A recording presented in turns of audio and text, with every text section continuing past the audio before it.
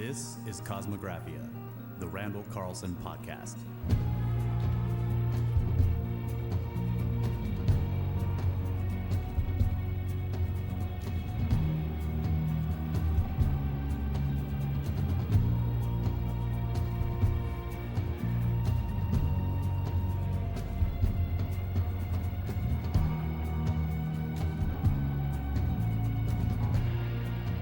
Welcome back, ladies and gentlemen. This is Cosmographia, the Randall Carlson podcast, and it has been quite a while since we've recorded. It's been a minute. Yeah, a regular episode. It's been a minute for sure. We've all been doing trips, touring. I think Brad is still on the road. Randall's had many appearances in different places, but we're all back. Even Mike, which I don't think he's ever left his house. I'm in my bunker. He's in orbit. Oh yeah, Mike is in order. He can't leave without a spacesuit. He only hangs up and he just stays in that chair until the next time. But it is good to be back, recording regular shows, and we have another trip next week, so who knows, we're getting them in when we can. Randall? But that trip's going to be over before this video comes out. That's true. Yeah. Yep. We're going to run up to 100 pretty soon. All right. We're going to have a celebration. We're going to finally do a beer show for episode 100. Bruce has been paying for it. Yeah. Several things going on. Toga. We talked about Toga. Hey, Bruce, you're the executive producer of the beer show. Togas and beers. Coming. Yeah. Bruce, beer show's coming. Randall, how are you doing, man? I'm doing as well as could be expected. Yeah. What should we expect? Expectations are You high. should be expecting me to be doing quite well. Okay, good. All right. I got back from the road being quite weary, though. Those plane flights, they take their toll after a while. It must have been, how long was your flight back from Turkey?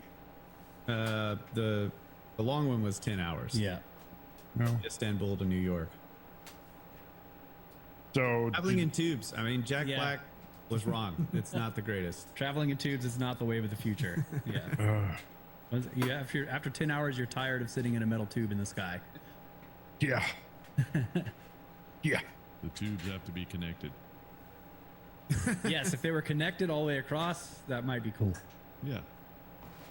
Yeah. A hurtling metal tube for 10 hours is just... Hurtling. Yeah.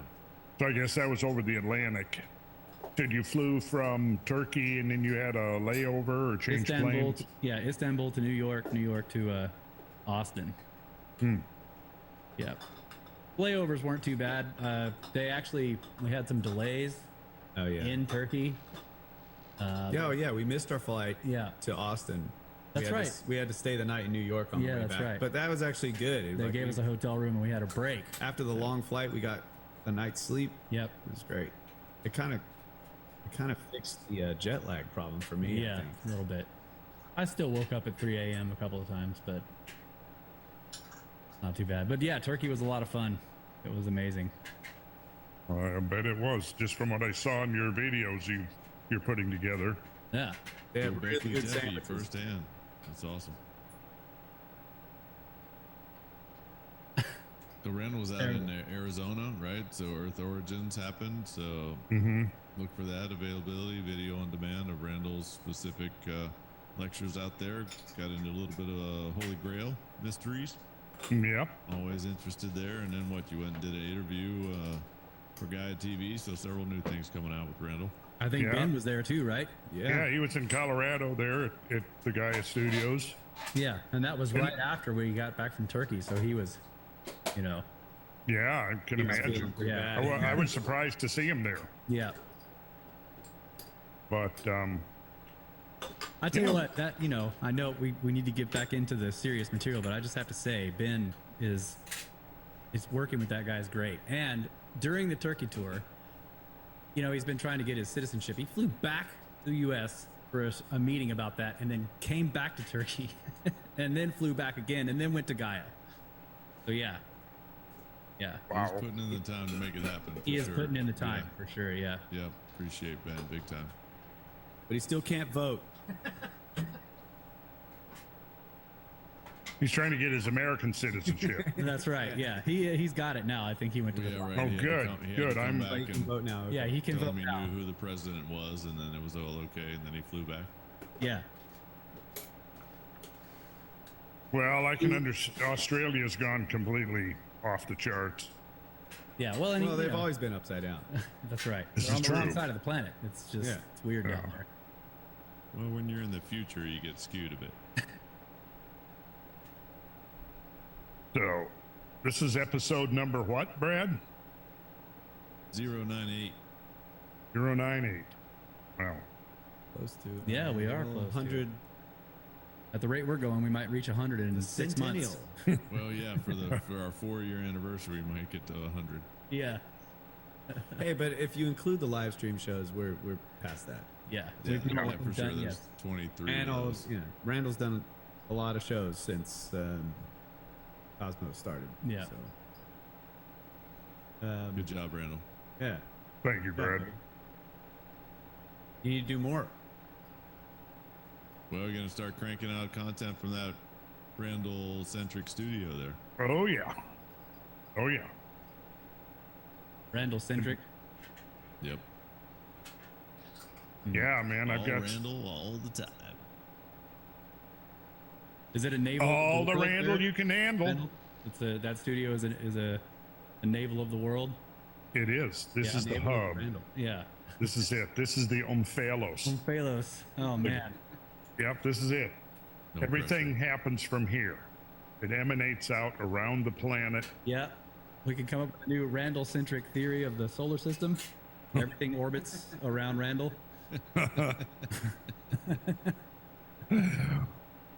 Well, in a relativistic fashion. I mean, have you ever actually wondered where exactly is the center of the universe? No, it's right here, bro. Yeah, it's in British Columbia. We went there. Brad and I have been there. We've been there. Yeah. That's right. I think we told that story, didn't we? Yeah. Yeah. So we won't repeat it. You have to go back and watch all the earlier episodes to find. But yeah. Yeah.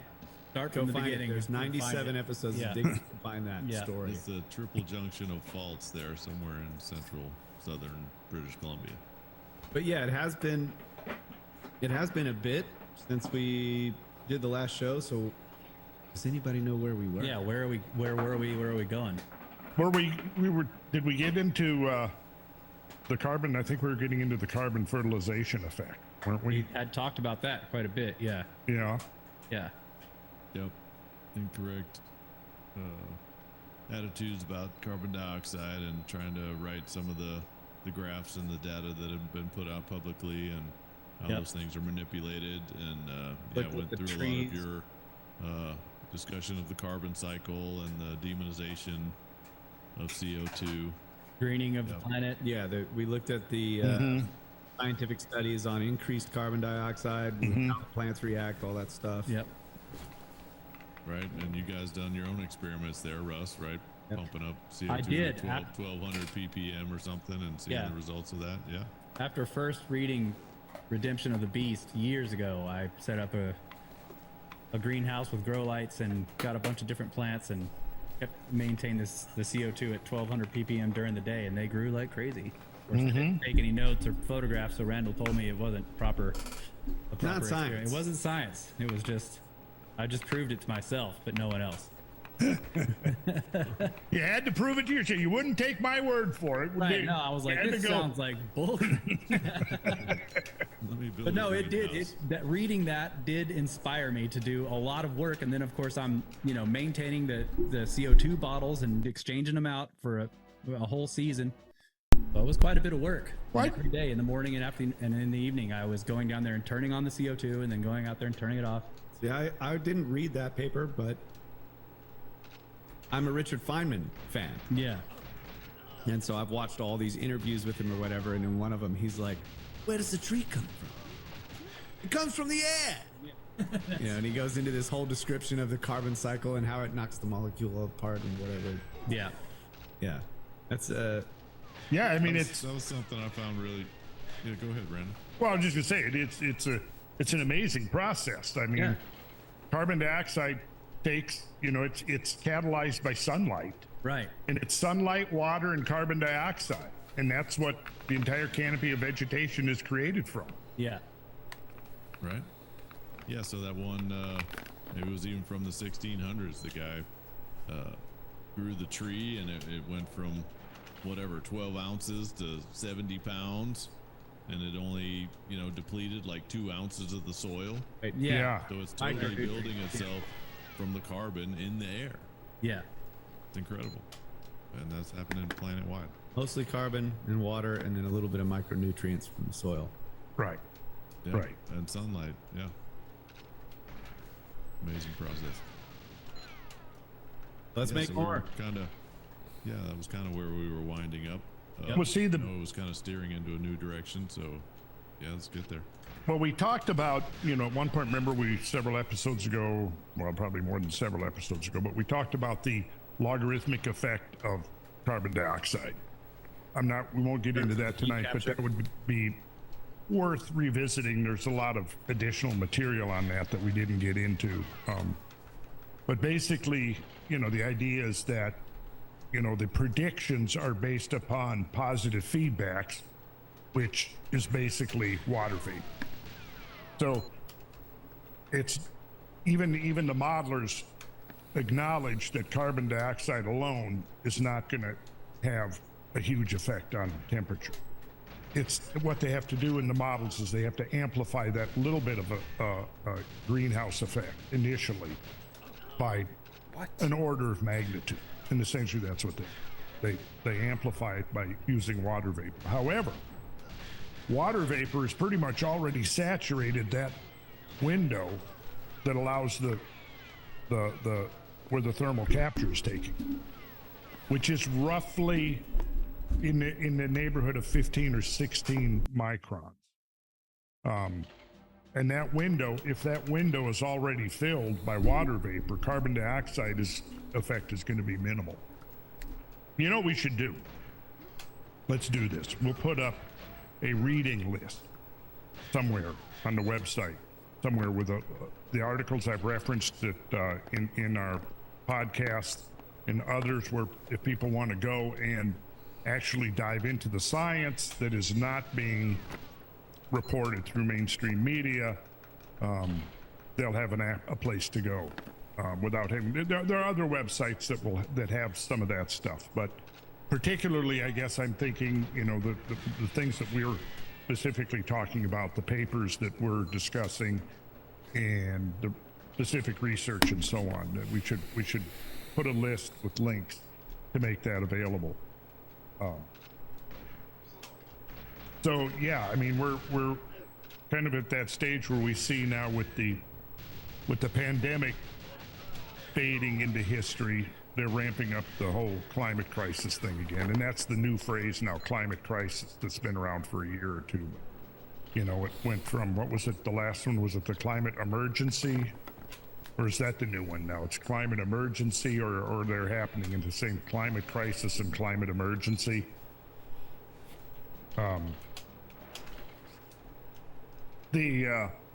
Going back to some of the early, when I first started really getting interested in studying the climate, which was pretty much late 70s, after I really started diving into the Ice Age stuff, seriously, that's when at the same time, pretty much alongside of that, is when I really began reading and studying and researching climate change, because obviously shifting from a glacial to an interglacial would qualify as climate change, I would think. And when we look at the events of that transition period, what comes to my mind is when we're looking at the Younger Dryas and we're looking at the changes in temperature. That is an example of an authentic climate crisis. The Younger Dryas would qualify as, if I have it handy here, there was a study that it was a borehole study. This was a study published in Quaternary Science Reviews, and it was looking at the Viking society in Norway. And This was published in February 15th of 2022, so it's pretty recent. Climate adaptation of pre-Viking society. And so the study focuses on the first millennium of the Common Era.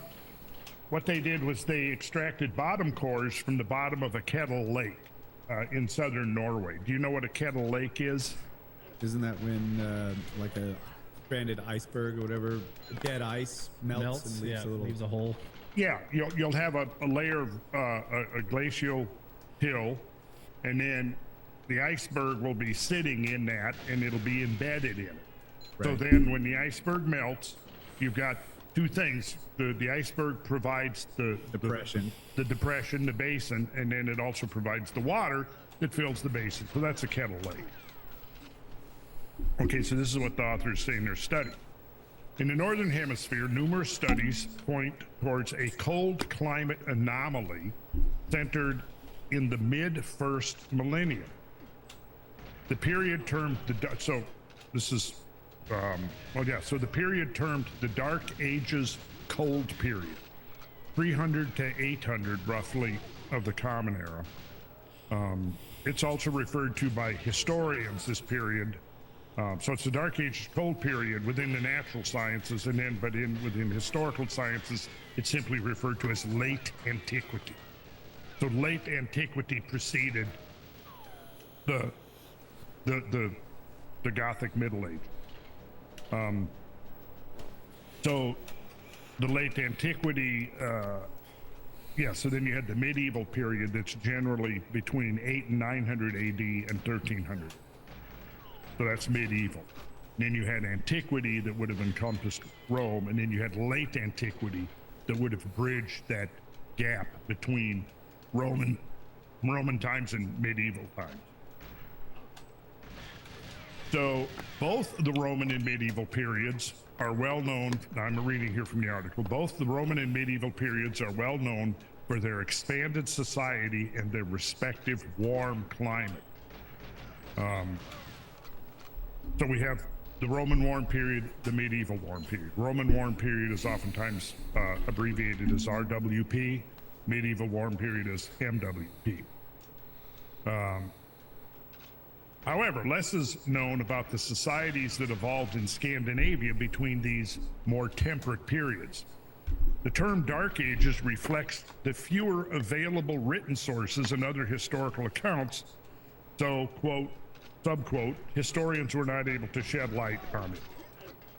Between 300 and 800 of the Common Era, a globally cold period referred to as the late Antiquity Little Ice Age has recently received more attention.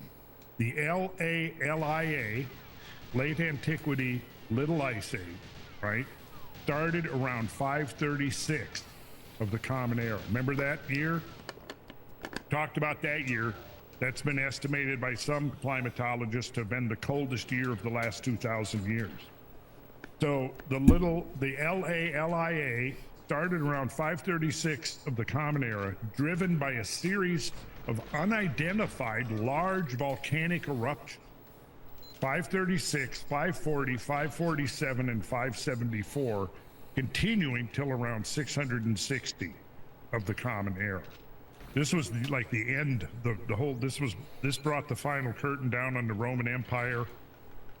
It was a period of pretty much social chaos, and remember, 542 was the Justinian plague. Yeah.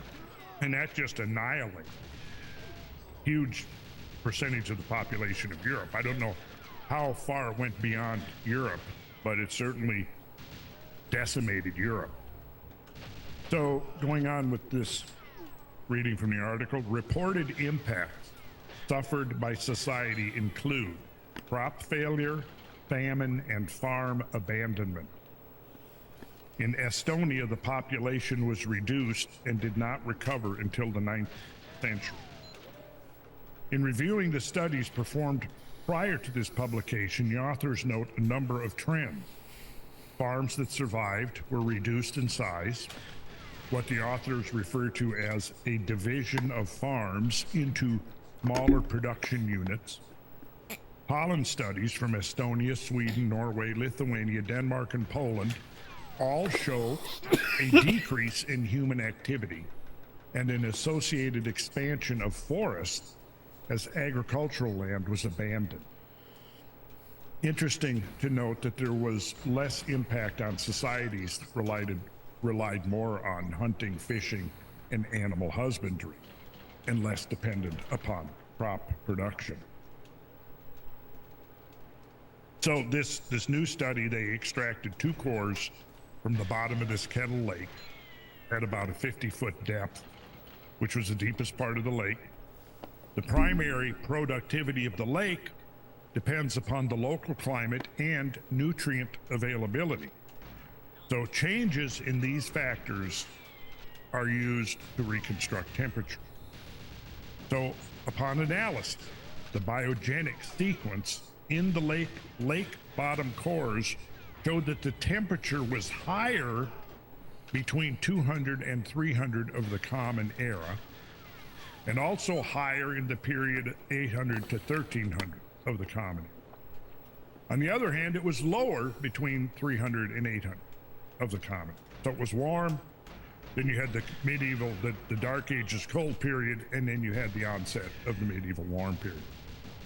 The 3rd century, in the final phase of the Roman warm period, the vicinity of this particular lake, which I cannot pronounce, it's in a Scandinavian. Yeah, just do it.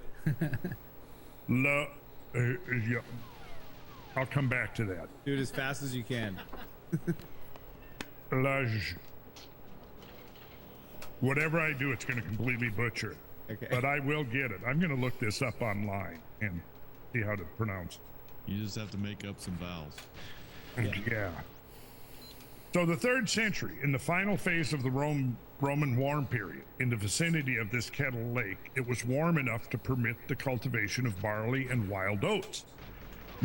Microscopic fungi associated with feces of herbivores was concentrated in the lake sediments during the warm period, implying that grazing activities were taking place around the lake.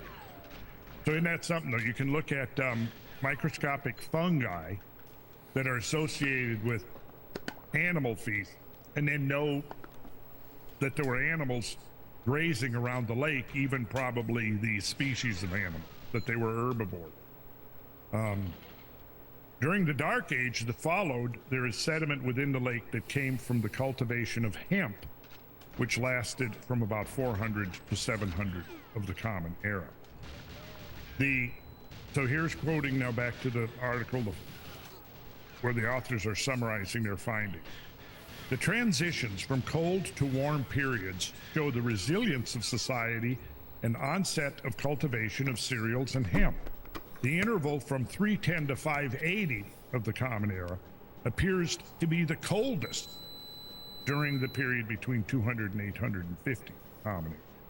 Finally, the change in agricultural practices can reflect an adaptation of society to the climate variability rather than social instability. The Viking Age started with warmer climate in Scandinavia, circa 800 Common Era, which allowed rapid development of agricultural practices. The Viking Age to the High Middle Ages was a period of expansion, with the Viking diaspora, increasing trade, food and goods production, and the establishment of Scandinavian towns. This period also sees a rapid increase in population and settlements, mainly due to a relatively stable, warm climate. Then they conclude by saying this: overall, these findings suggest that temperature was the main driver of agricultural practices in southeastern Norway during the late antiquity. We conclude that the pre-Viking Age society in southwestern Scandinavia made substantial changes in their way of living to adapt to the climate variability of this period. Important lesson there. Number one, the climate's changing naturally, regardless of what people do. To be successful and prosper, you adapt to the changing climate. because it's going to change. And then, of course, what we see, though, is an expansion of society, an upgrading of society when the temperature gets warmer. So the findings of this study are consistent with a wealth of other evidence showing that times of global warmth are generally times of prosperity and social advancement, while periods of global cooling lead to social instability and breakdown, primarily because of the effect of climatic cooling on agriculture and the crop failures which result. Food shortages, if sustained for more than a couple of seasons, lead to famine, and that in turn leads to the onset of epidemic diseases. Around the year 541 Common Era, the Justinian plague followed in the wake of decades of cooling related to climate instability and did not finally exhaust itself until around 750 of the Common Era. Come on. So did you say that this era was, they think it's due to an unknown volcanic eruption? Yep. See, I think I could have is even the gone a modern- little more forward how still. I old was got that? boosted like a little bitch, though. Termination. Well, that At was. least how new is it still accepted? How recently? Oh yeah, this research was published in 2022. Okay. Have you heard the there's like this new idea that they have about what caused the Little Ice Age? Anthropogenic cause? I don't think so. What? Did I give you a, should I explain it? Yeah, please do. So I heard this on the Joe Rogan podcast. And pull the episode if I need to, but basically the newest idea is that the Little Ice Age was actually caused by humans, in the sense that there was this huge population of Central and South American people that were wiped out by diseases that were spread by people coming over from Europe. And all of the fires, cook fires and things that those people had been burning, had been actually causing global warming. And when they all died, the Great Dying, they call it, then that actually resulted in a cooling event that is known as the Little Ice Age. Well, the Little Ice Age, What? I mean, the Little Ice Age How the fuck did I see starts. him? Phase one of the Little Ice Age happened in the late 12, early 1300s. So how many centuries is that before Europeans would have theoretically brought diseases to the Western Hemisphere? You think this might drive them to be willing to accept the idea of earlier contact? Well, I think that there was probably contact going on much more prolifically than has been recognized up to this point. Yeah, I think so too. Yeah. Which then to me calls into the question that if there was, greater interaction and contact, then what happens to the model that the inhabitants of the New World were then completely unexposed to these diseases? Right. Yep. Yeah. Because that's the model. There was no pre-Columbian contact. That was the idea. So Just now telling you, when, this is the new idea coming down the pike. oh really? Anthropogenic Little Ice Age. Yeah. Nah, I don't. Loss of campfires. So They he weren't burning sees me enough wood. too. Yeah. Okay. Let's look at another. This was a study that came out in 2021. It was published in Research in Astronomy and Astrophysics. The title of the article: How much has the sun influenced Northern Hemisphere temperature trend? An ongoing debate. So here's we'll do a quick summary of it. So this was 23 authors, 23 researchers, experts in solar physics, climate science, that collaborated on this study. So it was a major study. It was a comprehensive analysis, 16 published solar output data sets. Okay, it was published in the peer-reviewed journal Research in Astronomy and Astrophysics. The data sets were compared to 26 different data sets of estimated temperature trends since the 19th century. These included the data sets used by the Intergovernmental Panel on Climate Change. Some of the data sets seem to indicate little to no role for the sun in causing planetary warming, leading to the assumption that carbon dioxide dominates the post-industrial temperature increase, consistent with the conclusions of the IPCC. But others clearly point to a dominant role for the sun. So how can these divergent data sets be reconciled? So one of the things that became evident during analysis of the data sets is that the ones attributing no role for the sun assumed that the global temperature records are not affected by the urban heat island effect. And so all temperature records, whether urban or rural, were given equal weight, leading to low variability models of solar output. On the other hand, data sets that correlated with long-term changes in solar radiation utilized only rural temperature data, which then yielded high variability. The IPCC chose only to use the low solar variability models in its assessment reports, including the most recent sixth assessment report. The high variability data set, on the other hand, is used by the team in charge of NASA's AcromSat sun monitoring satellite. AcromSat stands for Active Cavity Radiometer Irradiance Monitor Satellite. Got that, Kyle? I got it. Okay, we can move. It must be kept in mind when carbon dioxide-induced global warming became an issue in the late 1980s and early 1990s, the data from solar observing satellites was, of course, limited. Since that time, at least 15 satellites have been deployed by the United States and other countries that have yielded an enormous amount of data relating to the behavior of the sun. So bear in mind, The old Sun Probe. yeah, bear in mind that most of these satellites that have been monitoring the sun were either not deployed or just becoming deployed, so there was not a comprehensive database to look at when the whole global warming scenario was launched in the late 1980s and early 1990s. And the basis for excluding the sun was the model of an invariable sun. In other words, the sun didn't vary enough, the steady state sun, right? That was the image that came from the mid 20th century, pretty much the idea of an unchanging invariant sun, not really changing. And because it's not changing, we don't need to factor that into our model. Okay. Anyone who thinks the sun is invariant doesn't know anything about fire. Great start. It's constantly changing. So here's Dr. Ronan Connolly. He was the lead author of this study, and this is quoting from him now.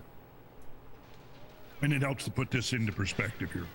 The IPCC is mandated to find a consensus on the causes of climate change. That's his first comment right out of the barrel. It's mandated. In other words, they were given a mandate. Find a consensus on climate change, right? I understand the political usefulness, because this is what he goes on to say. I understand the political usefulness of having a consensus view in that it makes things easier for politicians. However, science doesn't work by consensus. In fact, science thrives best when scientists are allowed to disagree with each other and to investigate the various reasons for disagreement.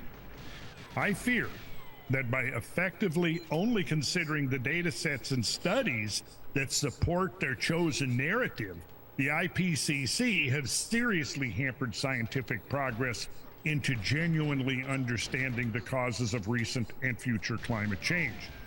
I am particularly disturbed by their inability to satisfactorily explain the rural temperature records. In the conclusion of the article, this is what the authors as a team state. By reviewing the literature and available data, we identified 16 different estimates of how the total solar irradiance has varied since the 19th century and earlier.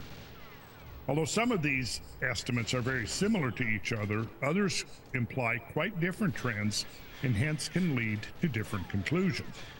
The IPCC Assessment Report 5 appears to have tried to overcome this problem by ignoring those data sets that give conflicting results.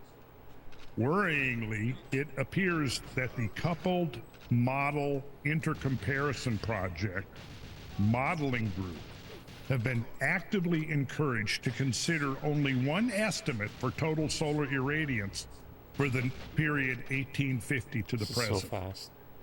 Hey, we got a storm cell right over top of us. We probably should take a break just in case we lose power. I know it's a little early. Sorry to interrupt it, but the lights just flickered. So we should take a break. I hear it. There's one more sentence to end this quote. Great Okay, run. sorry, Come go on. ahead. That's it.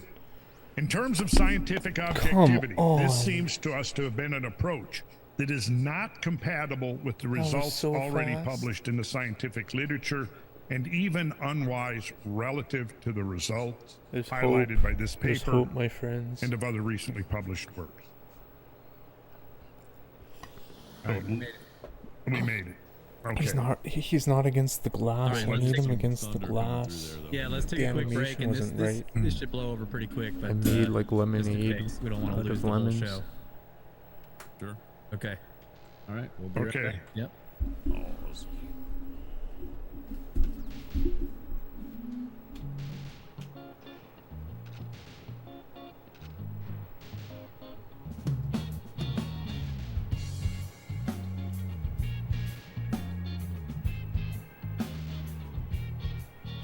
And welcome back, ladies and gentlemen, to Cosmographia. We took a 2-day break. 2 days. There was a thunderstorm and the power went off. And so, yes, we had put the show on hiatus, but we are back. And we're going to try to continue exactly where we left off. Right, Randall? Yeah, I believe I would. Yeah, we're going to try. I don't know how successful we're going to be. I don't know if anyone noticed we're all wearing different clothes except Brad.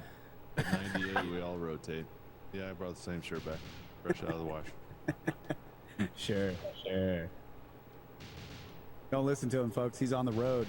He's been wearing that shirt for 3 days. for a week. Every freaking day. So, yeah, we've been talking about the carbon fertilization effect. Is that what we were talking about? What were we talking about? Were we talking about the sun? Where were we?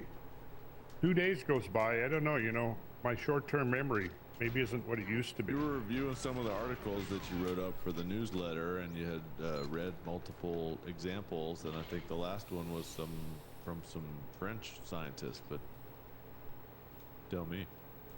Yeah, you were quoting something when I said we needed to stop. But Okay, at well, that point, I was not paying attention because there was thunder. So Yeah. My okay. notes, let's see if I can actually revisit my notes.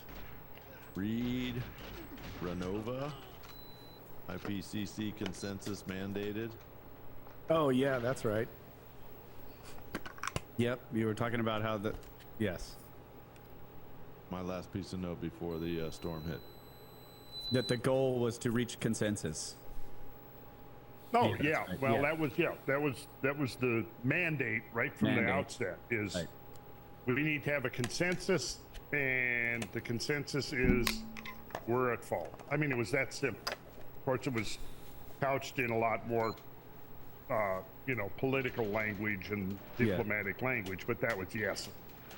And you So had... every scientist that signed on knew implicitly that was what it was about, and so this is why the way the whole system works, it's based on consensus. And so think about this, the science part of it, there's the summary for policymakers, which is the political part, which is what all the politicians and bureaucrats and regulators, All of those people, the heads of the environmental groups, that's what all of those people are reading, is the summary for the policy. Yep. The summary now, the way it works is you have the actual science is released to the summary group. They write their summary. Then the summary goes back to the scientific group, who then rewrites and modifies the scientific part to conform to the summary.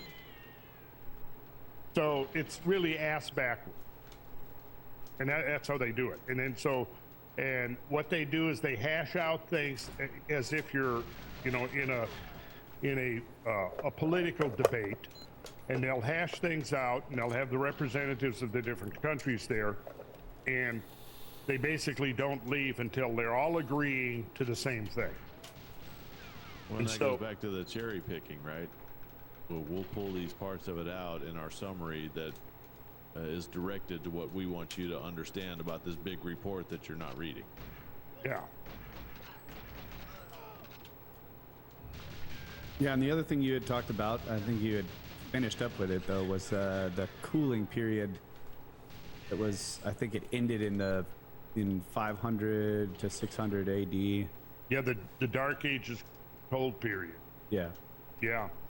And that's a very, very interesting time.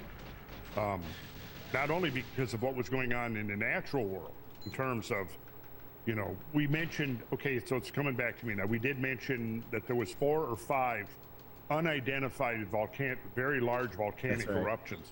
Right. Unidentified because they found the ash layers in the geochemical signature of the volcano. In a kettle lake. Yes, but not, they didn't know, or maybe I assume they still don't know, but maybe, there's been a few years, so maybe there are volcanologists now that have a better idea of what the source volcanoes were. But at the time the paper that I was quoting from was written, they didn't know which volcanoes were erupting. But it was a series, so that's interesting because it does show from the record that there are times when you have these clustered volcanic activity. And so, in a sense, what happens is you get one volcano and it'll put junk into the atmosphere that will cause cooling. And if you don't have another one after, 3 to 5 years, atmosphere is gonna clear out. There's not gonna be any opacity to the sun, to the sun's rays. But if you have a succession of them, it's almost like each one builds on the previous. And that is apparently what happened leading up to that 536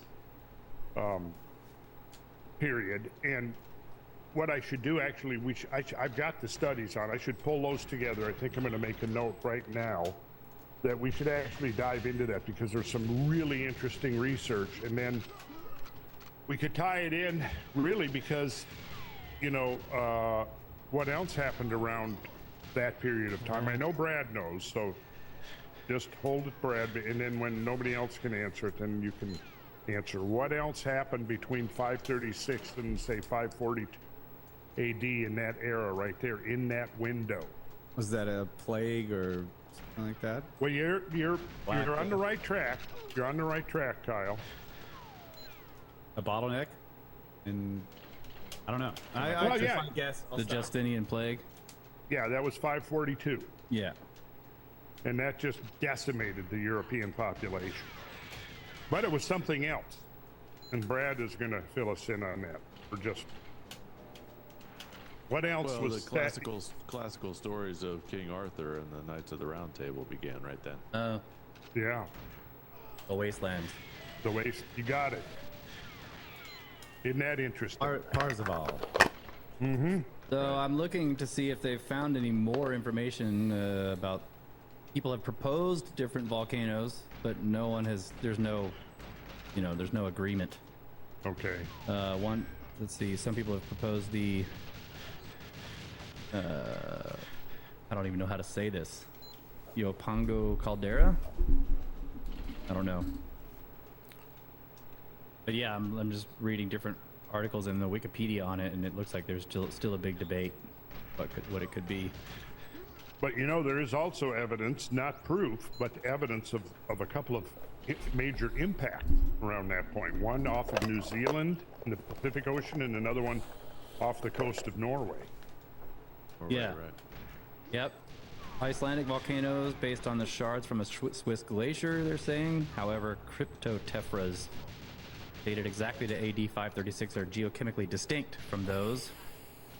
Other people have suggested Krakatoa, but they ruled that one out. Somebody else suggested the Rabaul in New Britain and Papua New Guinea.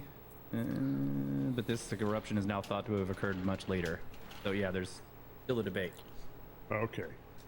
Well, yeah. So And yeah. some of the. Oh, sorry. Go ahead.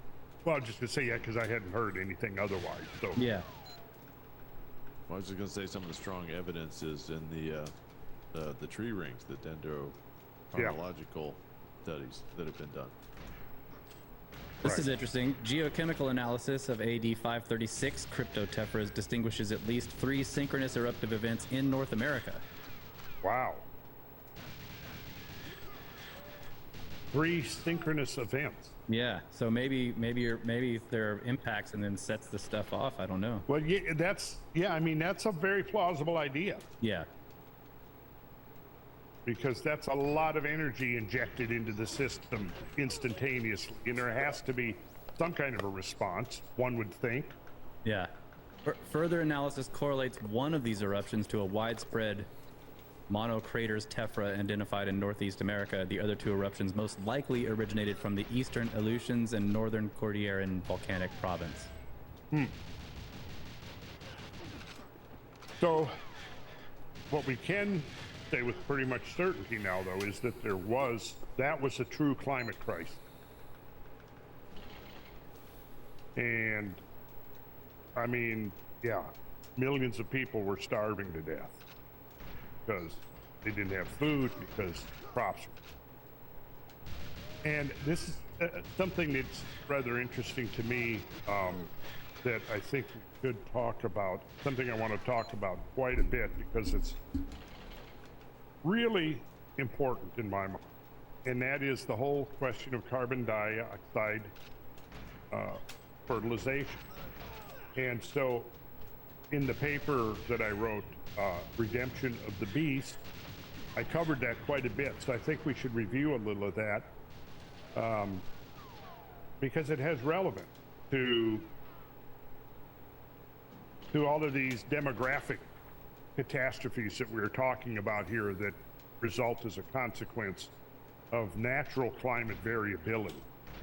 See, this is the thing that's getting lost in the discussion, is the issue of natural climate variability.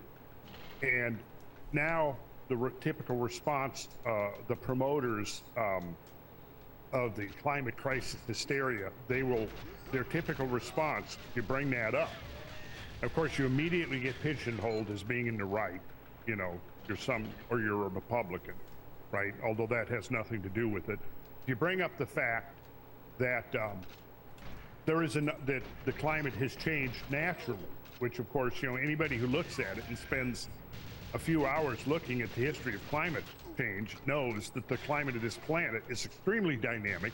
It changes all the time, and that if we look at, you know, from an annual basis to a centennial basis to a millennial basis and beyond, we cannot find a single time frame in which the climate is not going through some kind of a change.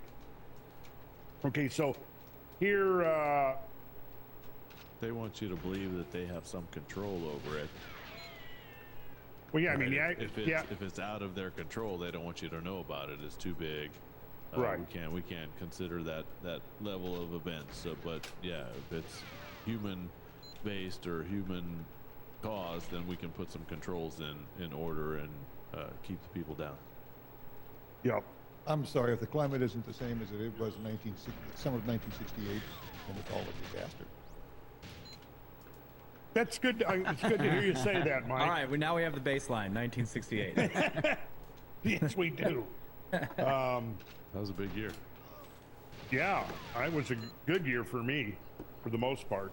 The second half of the year was awesome. Yeah, I did my very first ever psychedelic trip in 1968. And Martin that, Luther King was assassinated, then Bobby Kennedy was assassinated. I know, in And the public sphere. I was born right between those two events. You Mike, were what a- happened to you? Did you have like a Coca-Cola or something? I would venture to say that in 1968, my life was probably a bit more exciting than Mike's. Mike, I was trying to think of something very normal that you did that year. It really just Graduated high school.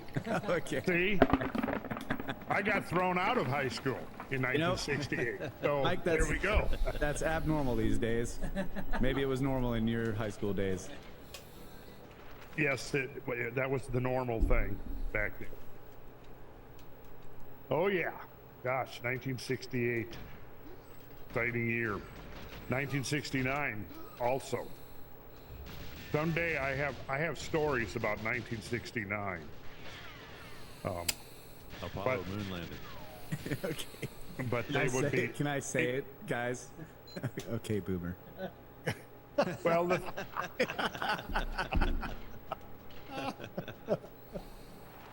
hey, I'm proud to be a boomer. I think we boomers are far superior to everything that's come since. In the same way that my grandpa was far superior to the boomers, man. Those, yeah, I tell you, my grandpa's generation, unbelievable. Yeah. Yeah, Hardy souls for sure. no kidding. What those two? I mean, yeah. Yep. My grandpa couldn't speak a word of English. He walked out of the woods of Sweden and got on a cattle boat and rode across the Atlantic Ocean in a cattle boat. He had just turned 16, got to America, couldn't speak a word of English, and went to work and then worked for the next 60 years. Quite a man. Yep, and the trail we've been on here, following the Snake River and now up to the Columbia, you got the Oregon Trail, and then the Lewis and Clark expedition, and you just think what all those people went to Yep. get around and get across this country to find a new and better life. Right. Ever since the generation of Depression, World War II, we've all been a bunch of. Well, Mike is on fire tonight. I don't know. I feel like I was kind of a pussy compared to my grandpa. Particularly my grandpa from Sweden. So he got over here and he went to work for a sash and door company and worked 10 hours a day, and then he would hurry that he bought a plot of land. And in Minnesota, when you build a house, all the houses have basements, right? So he would work 10 hours a day at the sash and door company, then he would hurry home, and until dark he would hand dug So fast. the basement excavation for the house. Wow. I bet and then- he didn't complain about climate change, probably. No, and he wasn't too concerned about his pronouns either. In fact, I don't think he ever once considered which You just need a pronouns. strong shovel. Oh my God, I tell you, I don't even know what to make of this. All right, back. I'm sorry. Yeah, all right, back. We got to get back to the science. God, I'm sorry, I just, Back to the science. yeah, okay. I won't go off on the, Yeah. oh, never mind. Okay, where were we? Before, The climate has always been dynamic. We just took a break. Carbon. yeah, so one of the So most demonized of the scientists that that the climate crisis promoters don't like is Sherwood Idso and his son, because I mean, they are like global experts on carbon dioxide. The dad spent decades, maybe 40 years, well, when I first started reading his work was probably late 90s, so the dad had already been doing it by then. But so let's see, go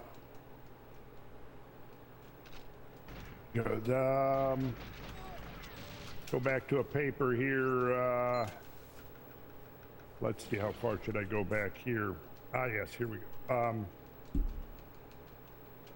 this was, I'm going to go back even a little further. Okay. By the early, listen, pull it over. Okay, so by the early 1980s, the first signs of what could potentially be a planetary scale response to carbon fertilization was becoming apparent. In 1984, the work of Valmore C. LaMarche Jr.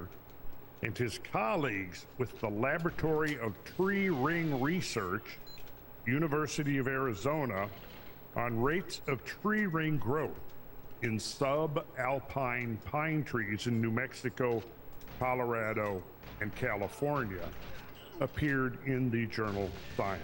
The title of the paper, if anybody wants to go back and find it, Increasing Atmospheric Carbon Dioxide, Tree Ring Evidence for Growth Enhancement in Natural Vegetation. Guy, man. Fuck.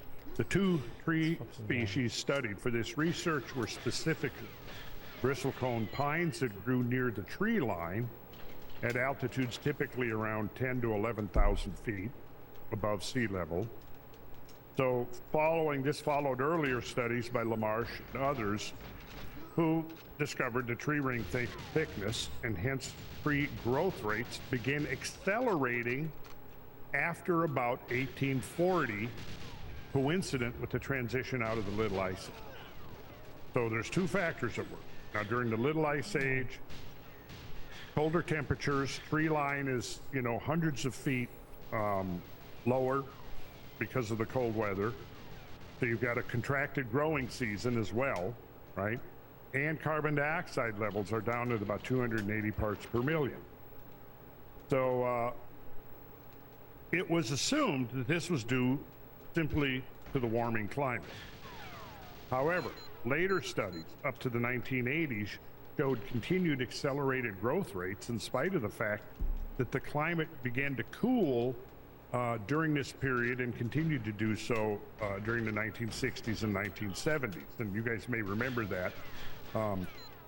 It did actually cool, after the hottest period of the 20th century was the 20s, the 30s, and then in the 40s it began to cool, and it cooled over a period of about 30 years. I can pull up a graph here. I think I've got one here. Yeah, I think we looked at those a while back. We have, yeah. And I made the point that when there was two things that were actually legitimate, that and a lot of the conservative critics of the climate change politics is that these were back in the 1970s, they were saying we were headed for an ice age. But there were two things that kind of legitimized that point of view. One was, we've talked about the energy paradox and the realization by the early 70s, as a result of radiocarbon dating, that things had happened a lot faster and that the intervals between full glacial periods was actually quite short. And along with that, the realization that they didn't seem to be any longer than the Holocene, if not shorter. Okay, so that's number one. This realization that, we're not looking at a climate where you had 50 or 100,000 years of interglacial warmth. It was just the opposite. You had these long periods of glacial cold interspersed with shorter periods of interglacial warmth comparable to the Holocene. But none of these appeared to be longer than about 8 or 10,000 years, given the resolution that was available, say, by the mid-1970s. So that was one thing. And then the other thing, the fact that the climate was actually cooling, and it spent a quarter century cooling, and then in the 80s it started warming up again. So there was a legitimate thought that, is this cooling going to continue? Are we going to just slide down back into the Little Ice Age again? Could it be that, the Holocene warmth has run its course? No, nobody really knew, right?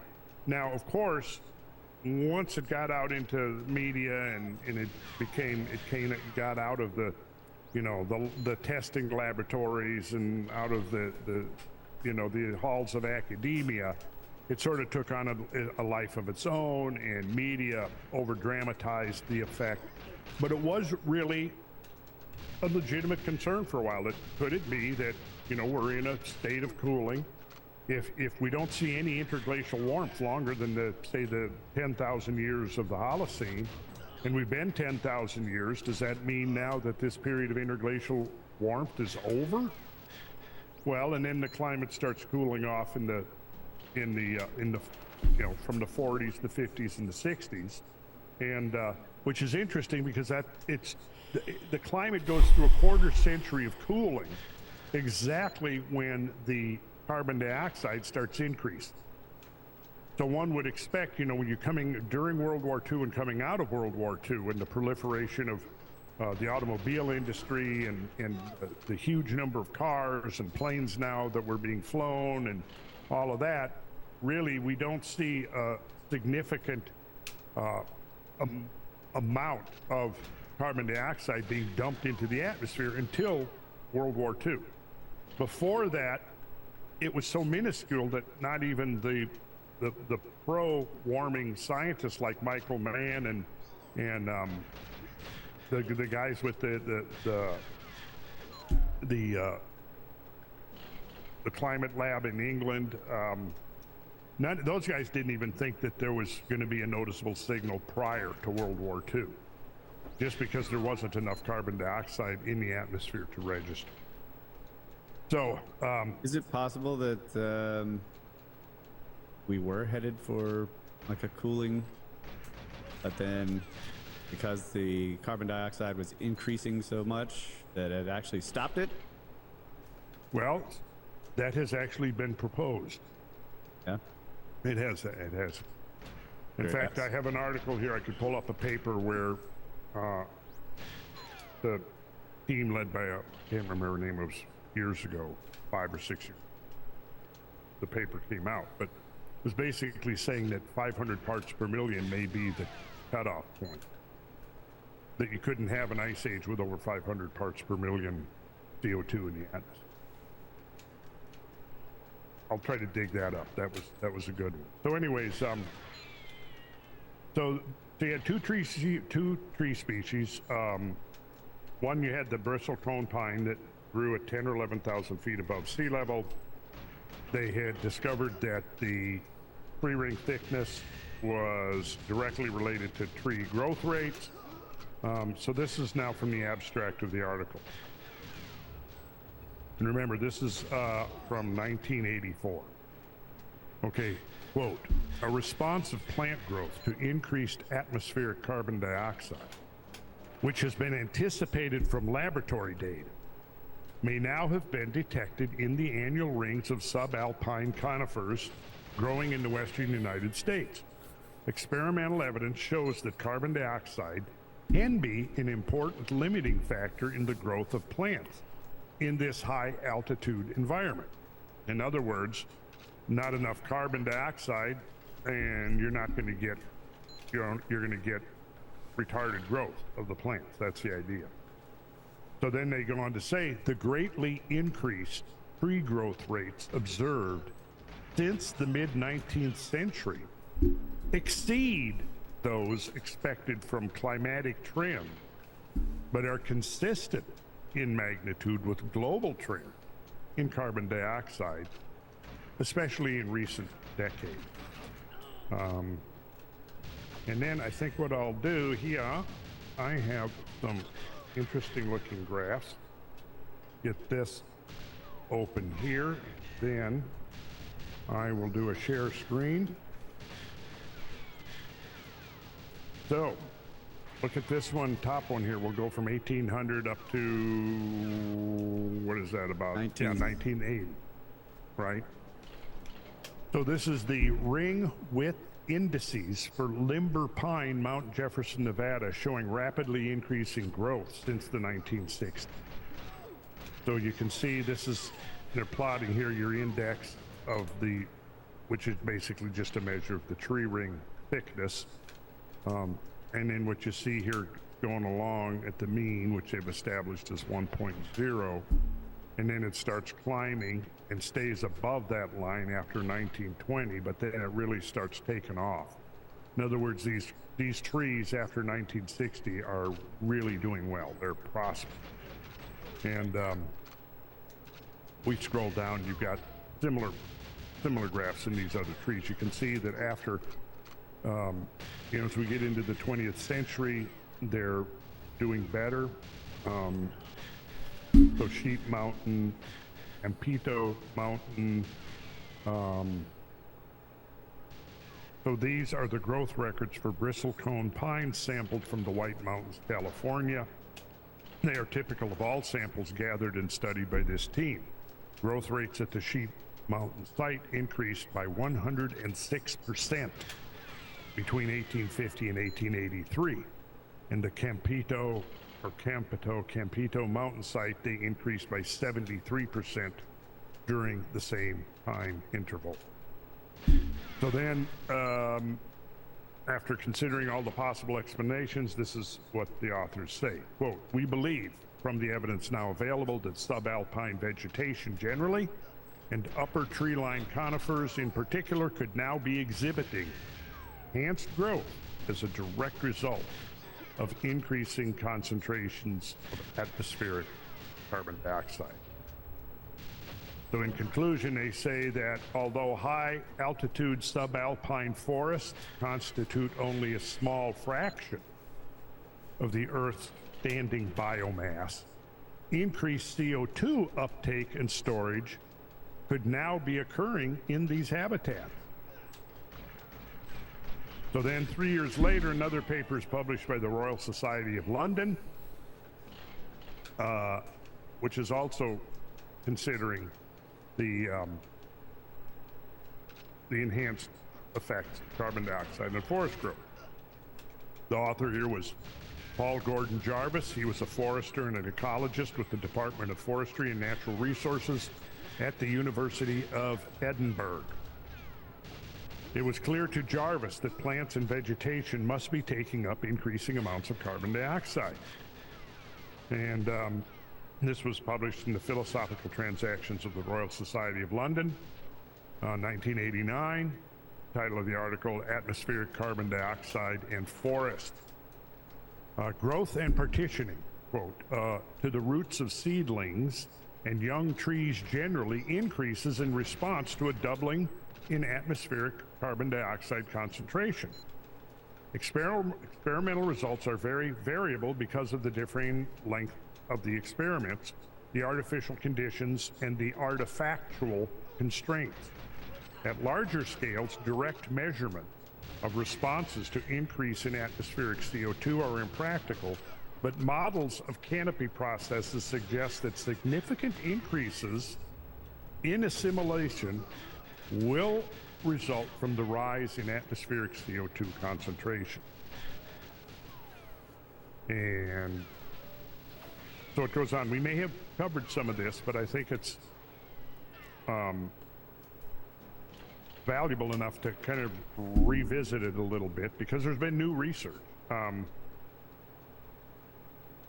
Yeah, I do remember going through like the difference in the tree lines, and we looked at various different trees and how they responded. Like I remember something about pine trees specifically responding much, like very vigorously to increased CO2 levels and stuff. So this is all part of what you're calling carbon fertilization. Carbon fertilization, that's the phrase to take away, because it's a real thing. And if we go through these papers, what we see is that a tentative acceptance of it, that it's real, that it's occurring, and that it's the result of carbon dioxide. And so yeah, there may have been a summary within the Redemption of the Beast article that Randall wrote, but yeah, maybe going a little bit deeper here. Yeah, so if, in fact, should have it right handy here. This is directly from the NASA website. Okay, and this is still up there. Was posted in 2016. because by the time we go from when we were talking about these articles here, 1983, 1987, whatever, by 2016, after arguing back and forth and looking at all the evidence, it pretty much was unavoidable. Conclusion was that, yes, we're seeing the effects of carbon dioxide fertilization. So here is, this is quoting directly from NASA's website now, April 26, 2016. So study finds carbon dioxide fertilization greening the Earth. From a quarter to half of Earth's vegetated lands has shown significant greening over the last 35 years, largely due to rising levels of atmospheric carbon dioxide, according to a new study published in the journal Nature Climate Change on April 25th. An international team of 32 authors from 24 institutions in 8 countries led the effort, which involved using satellite data from NASA's Moderate Resolution Imaging Spectrometer and the National Oceanic and Atmospheric Administration's Advanced Very High Resolution Radiometer instrument to help determine the leaf area index, or the amount of leaf cover over the planet's vegetated region. The greening represents an increase in leaves on plants and trees equivalent in area to 2 times the area of the continental United States. So it's weird because the narrative about, like, really, when you know what the narrative is about the dangers of global warming are basically 3 main things. One is, you know, they say, oh, increased storms and severity of storms, right? Which we've gone over that. Yep. And then they say, oh, obviously rising sea levels. Sea level rise, yep. Is the other one. The third one is they talk about increased deserts and places that are just too hot for people to live and that kind of stuff. And I see that a lot, especially in our field, you know, we're grape farming, right? Yeah. So I go to these trade shows and we go to classes and learn about stuff, and so often I hear that, like, oh, we got to look at climate change because we're going to be, like, not able to grow stuff. So that's, I see that one a lot. Well, yeah, I mean, Completely contrary to completely, see, follow the science, follow the science. Well, yeah. I'm going to raise my hand in those classes and be like, I want more CO2. Yeah. So, but here's the thing. Think about, now this, you haven't been reading this in the newspaper here or hearing it on, you know, CNN or MSNBC or NPR, but get this though, the Western U.S. has had a historic winter this past winter now, right? The 22-23. Oh, yeah. Winters are more severe in global warming. From record-breaking cold spells to unprecedented amounts of snow, this has been a memorable cold season. Starting with the cold, and according to data from the National Oceanic and Atmospheric Administration, the U.S. has set 7 all-time low temperature records so far this year, compared to just, and this is as of April 24th, so a few weeks old, right? But 7 all-time low temperature records so far up to April 24th, compared to just 1 heat record, while 321 monthly lows have fallen in April alone compared to 66 heat records. And then in regards to snow, in the official books going back to 2001, the largest area ever covered with snow and ice in the western U.S. at the beginning of April so far was in 2019 with 1,030,820 square kilometers. But this year, okay, so write this down so you can see it. 1,030,820, 1,030,820 square kilometers. That was the largest area ever covered with snow since they had actually been able to accurately measure, going back to 2000. Okay, and that was in 2019 that record was set, right? This year, satellite imagery showed that it was 1,149,960 square kilometers of the West was covered with snow and ice in April. And by comparison, the average snowpack in the western U.S. at the end of March is 242,000 square miles. So according to the NSIDC, what is that? NSIDC. I'll look it up. Yeah, if you could look it up, the NSIDC National Storm. National Snow and Ice Data Center. There we go. National. Yeah, I was just about to get it. National Snow and Ice Data Center. According to their data, snowpack this season was well above the April 1 average in all western states. And I think I'm going to do screen here. Pull up this graph. So the graph is always helpful. All right, are we seeing the state percent of average snow cover? Yep. And there we go. Percent of average snow covered area. And here you see the states. And so every one of these is a record for the state. Where's Texas? I don't see Texas in there.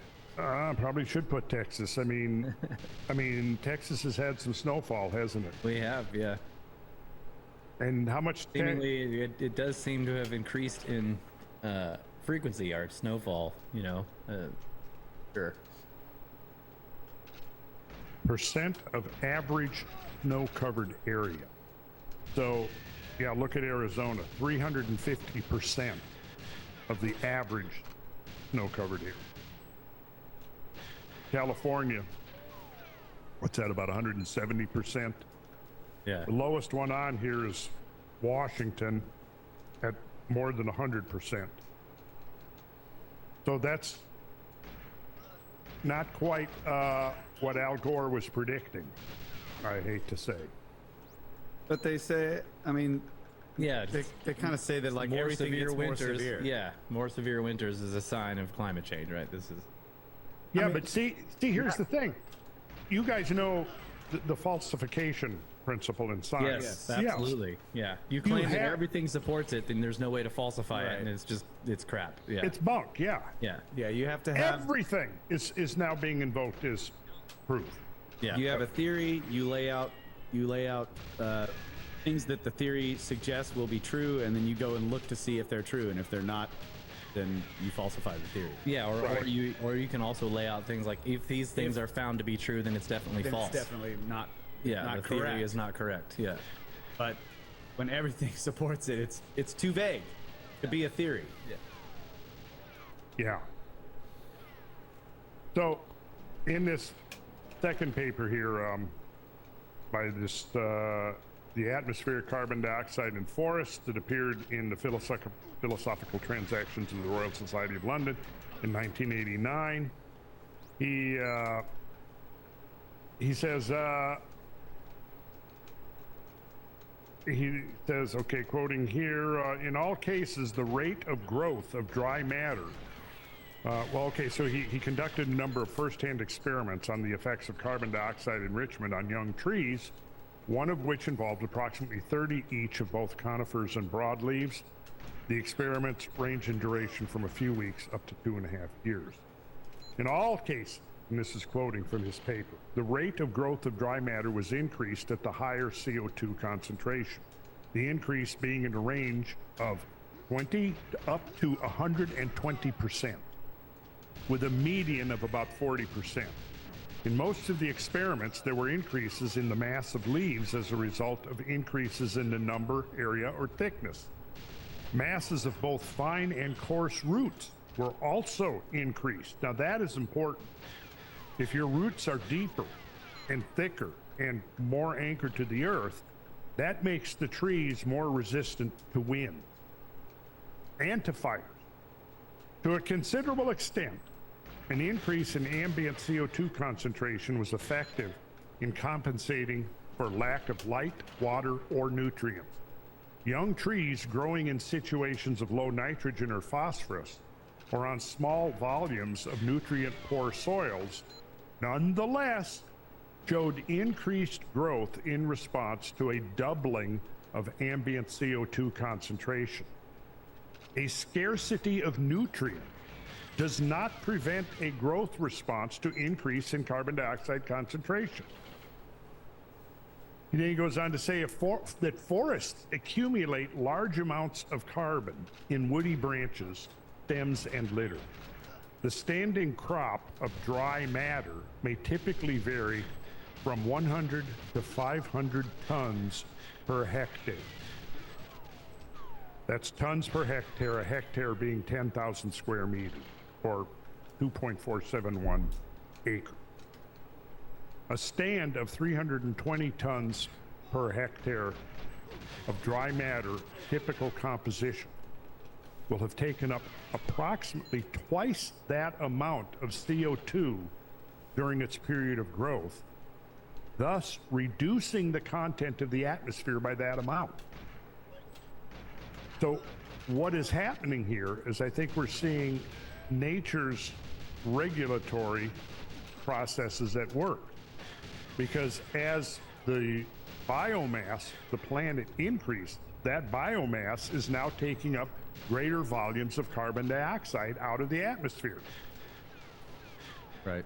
So the noteworthy lesson to be appreciated once more is simply that as plants consume carbon dioxide in the process of photosynthesis, it is simultaneously being sequestered by becoming a part of the increasing plant matter and is therefore removed from the atmosphere.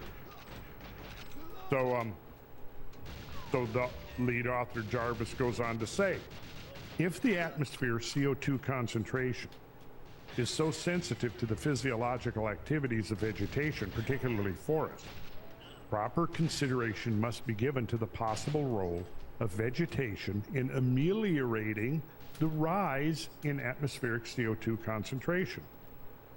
A forest accumulating dry matter of average composition with respect to fats, proteins, carbohydrates, and lignin at a rate of 5 tons per hectare. The approximate average for the UK would assimilate CO2 at a rate of approximately 10 tons per hectare per year, removing carbon from the atmosphere at 2.7 tons per hectare per year.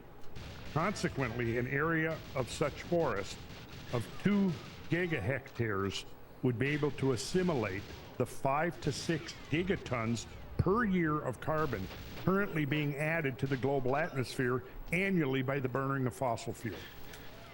Wow, that's cool. Yeah. The approximate area of Europe is 1 giga per hectare, or 10 times 10 to the 6th square kilometers.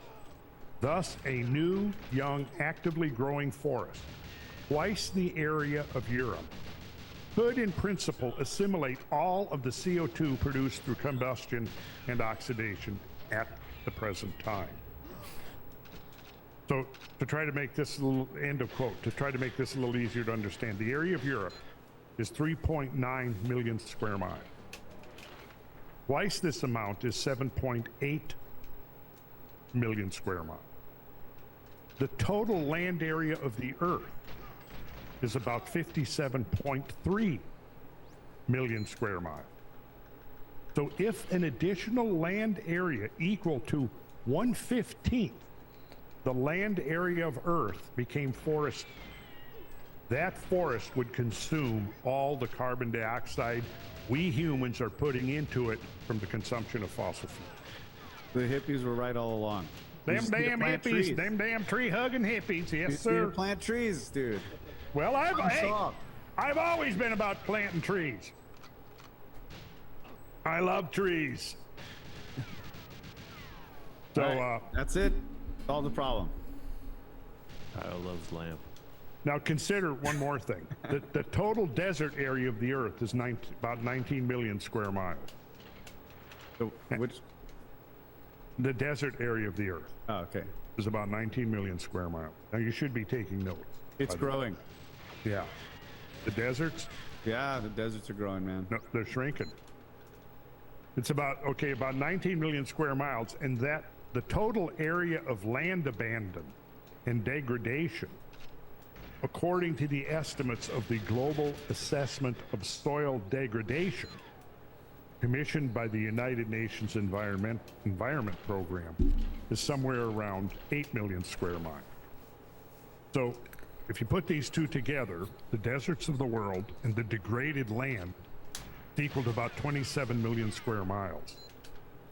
If just a little over 1/4 of this land area were to revert to forest, it would again yearly consume all of the carbon dioxide we humans put into the air. So if you can take the deserts of the Earth and all the degraded and abandoned land and stuff like that, and let them regrow as forest, all you need is 25% of that area, and that would do it. Now nature is sucking up all the carbon dioxide, sucking up the carbon dioxide as fast as we're pumping it out. I wonder how much the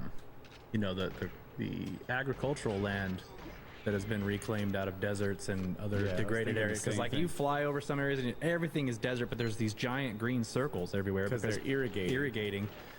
You know, I wonder how much CO2 that pulls out, because it, you know, it's a lot of plant material. Crops every year are grown Yeah, and create I don't tons know. and tons and tons of biomass. Then we cook it on a grill. That's right. Goes back into the atmosphere. So, going back to Sherwood Idso, the guy that the climate crisis people don't like, who's done this extensive research on the carbon dioxide cycle, carbon fertilization, and spent decades doing experiments and things. So he wrote this paper that I had referenced earlier, where and we looked at this photograph, old black and white photograph, where he had orange tree, and you could see grown in ambient concentrations of CO2, and then I guess in doubled, and you could see that the tree that was grown under the doubled had much greater biomass to it, like 80% more biomass, including in the roots. Probably have that. Yeah, and the little experiment that I did, I had roses in there and tomato plants, and there were tons. The tomato plants made way more tomatoes than they normally do outside, and the rose plants had a lot more flowers. They were way bigger than normal. I mean, it's amazing just to see how much it affects the plants. Well, see, and all of this research, and there's been tons of this research on all kinds of different plant varieties, and especially focusing on food crops. And what do you find over and over and over again is that the yield per acre goes way up when you can enhance the carbon dioxide. Yep. Your yields like 20, 30, 40% greater. Yeah. Now, think about what that implies in terms of, the global food supply. Yeah, feeding people. That's feeding people. Yeah, yes. you could use less land. Yes, feed more less people and like let more land be natural and not agricultural, and feed more people. I mean, it's yeah.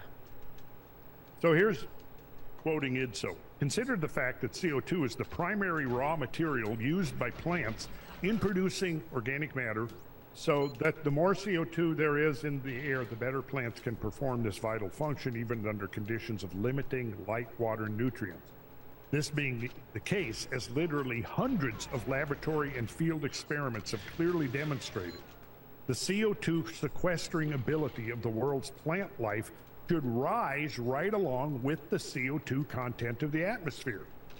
And at some future date, it may be possible that it will have risen high enough to offset man's perturbation of the global carbon cycle and yearly remove from the atmosphere all of the CO2 that we yearly are putting into it. which would stabilize the CO2 content of the air and prevent it from rising further. Didn't we do a couple episodes back? Maybe we talked about the possible saturation point was more like 2,000 ppm for plants. Yeah, Yeah. that would be the point to where they like once it got to that high, they wouldn't be able to take more out. That they would be maxed. Yeah. But at that point too, you've also saturated the, the absorption bands. So I mean, it's like, Yeah, Well, yeah, they're almost that's already saturated anyway. Yeah. There, right. Water vapor almost completely dominates that window, So that I saw- absorption band window. I don't have my source, but I'm just gonna. This is off the cuff here, but I did watch a video of a anthropogenic global warming reporting physicist, Okay. and he was talking about how there's this common misconception about the absorption bands. They say like, okay, here's the peak, and it's saturated, right? Well, he's like, the thing you have to keep in mind is that the band is actually curves that come up. It's not like a sheer Right. point. So as you increase the CO2 concentration, these exponential curves that are coming down, those aren't saturated. So you do get. He went through the math. I don't fully understand it, but he did say that you will get an increase of heat absorption from increased CO2, even though the band that's the main peak is saturated. So it's at the outside and he- edges of the curve. Yeah, it's at the outside edges of the curve, and he talked about, and it really, like you're saying, that water vapor is on one side. So you have the absorption band of the water vapor, and then CO2, and they overlap. But one side of the CO2 absorption band is outside of the water vapor band. So that side is the one that will, and it's like a tiny fraction. But he went on to say, of course, that tiny fraction is all it needs for catastrophe to Well, strike. there's the point of contention right there. Yeah. And I suspect you could get a few more physicists that would argue to the contrary. Yeah, I for sure. And I've felt all along that, yeah, I think carbon dioxide has contributed somewhat to the post Little Ice Age warming. Absolutely. And we looked at those logarithmic curves, and what we saw was, yes, that as you increase the concentration, you do continue to increase the thermal capture. But, Right, but it's- the amount of thermal capture diminishes. Diminishes and continues to diminish. Yeah. Yes. Yeah, it starts sharply, but we're way past that point at the amount. Right. Yes. Now it's a very shallow slope. So we're about ready to wrap it up, Randall. Sure, yeah. Yep. We will wrap it We're all up. gonna die, folks. Yeah, we're going to die. That's what I was going to say. It's clearly the end of the world is coming. Well, at least I don't think we're all going to die because of the. We're not going to die. There's We're gonna be another crushed under paper- snow. Yes, they'll be finding our frozen corpses beneath the snow when That's right. in 15,000 years when the next 15,000 great years. ice age Right. melts. Yeah. Yes. We'll be like the guy up there in the Alps. We'll all be in some big Oh, white we're van. gonna be Utsi. Oh, in a big white van. We'll all be in a big frozen. white van.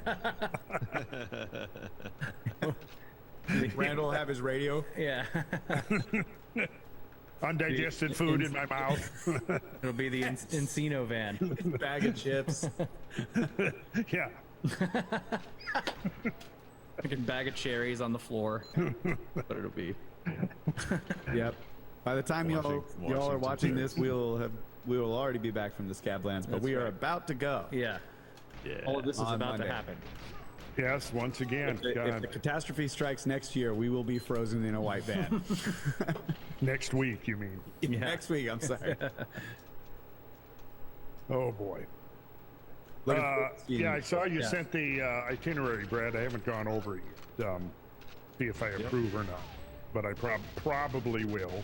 Randall will be we making pared it changes down a little bit. randomly. We want to have, sorry, Kyle. Yeah, we want to have more time for discussion and hanging out. Less time in the van, getting to long distance places as excellent as they are. Yeah, but wanted to have the meal times there for the you know, the crew that's dealing with the food and getting all that in the right places for everybody. So that's critical. So that's what that was about. Yeah, I just want you guys to working know. on some, sorry, Kyle. Yeah, we're working on some replacement tours. Maybe not do the Scablands or Montana next year, but another leg of the Ice Age Mega Floods tours, going out the Walla Walla Valley through Wallula Gap, Columbia Gorge, maybe all the way to the Pacific if we can cover that in 6 days. So yeah, checking that out now, and spectacular landscapes in all directions, as our buddy Ed Nightingale would say, 360 degrees of wow. Yeah, Brad's been on the road for a while. You did a recon of the Bonneville flood route. That's right. We wrapped that up the other day. We just made a long listing of the places that we visited, and it's way more that can be done for a tour. So endless possibilities there, and yeah, we're looking to do both of these in 2024. So yeah, stay tuned on those. Yeah, that'll be coming soon.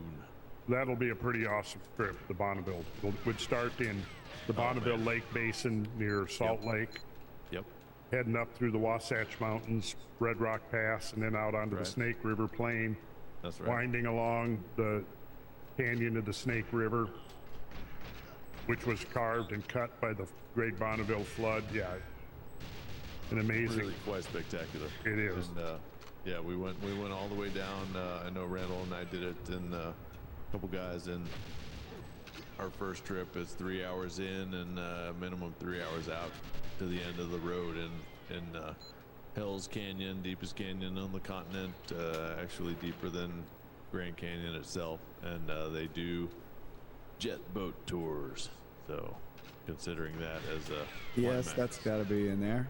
For the Bonneville Flood Tour. So yeah, really exciting, really beautiful drive, incomparable to many of the places that I've seen. It's something to behold. So yeah, we're trying to pull that off and pull that together for next year. Cool. Even I just want everybody to know that even when Randall approves of the itinerary that Brad comes up with, when we're there, he's like, wait, Brad, why aren't we stopping here at this pool? He's nailing him. He's trying to change it every day. In the moment. It's great seeing these guys in action. That's a great problem to have. There's more kick-ass, awesome stuff than we can actually get to, and we're always like, should we get here? Should we get there? Nope. We gotta satisfy the crowd and keep moving and make sure they get dinner. Well, I started thinking on this one. You know, we're taking everybody around to see all of this stuff, which I love. I mean, I could not see Grand Coulee or Moses Coulee or any of that too many times, right? Yep, for sure. But there are some places that, you know, we sort of need to get back to that we've kind of neglected a little bit, and some additional places that we probably even haven't seen. Is there any like that included in this itinerary?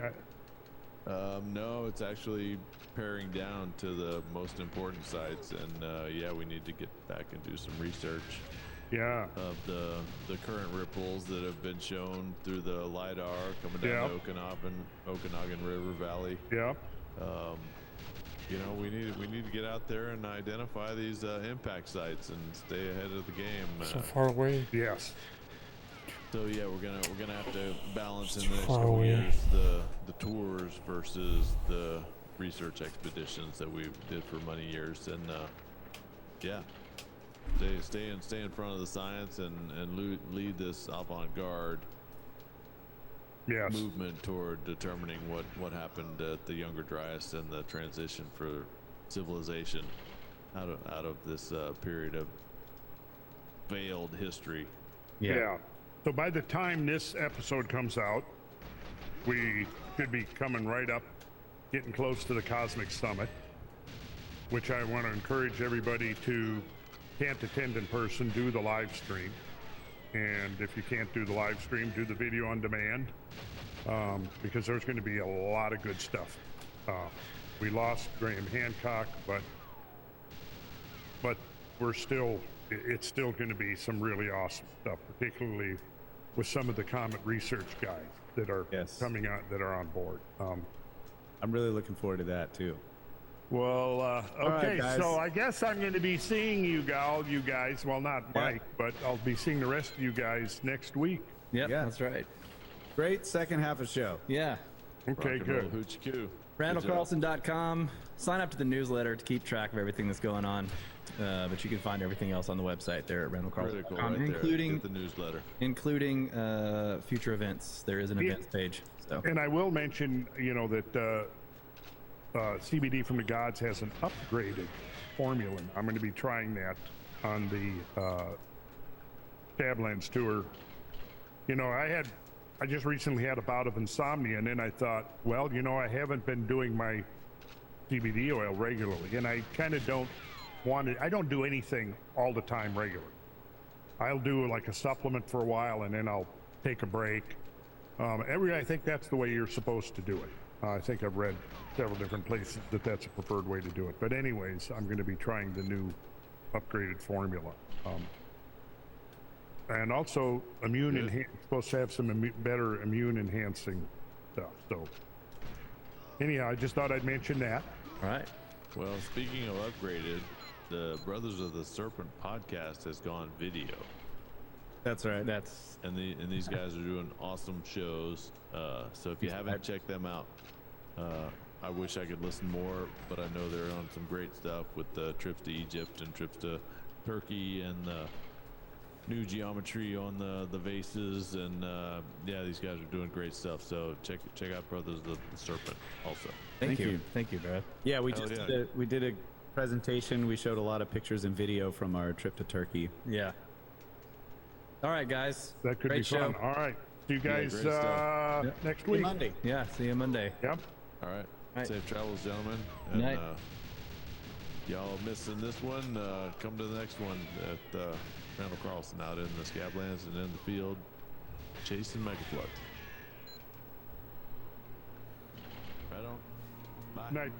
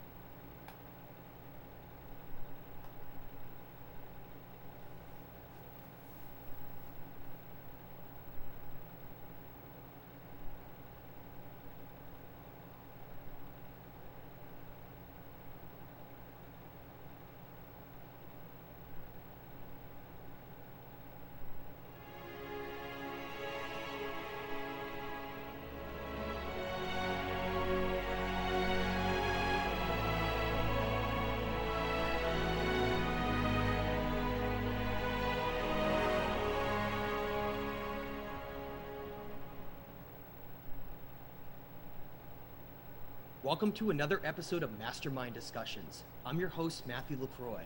Today, I'm joined by returning expert Brian Forrester, who has written numerous books on megalithic civilizations and ancient cataclysms, to do something that few, if any, have ever done.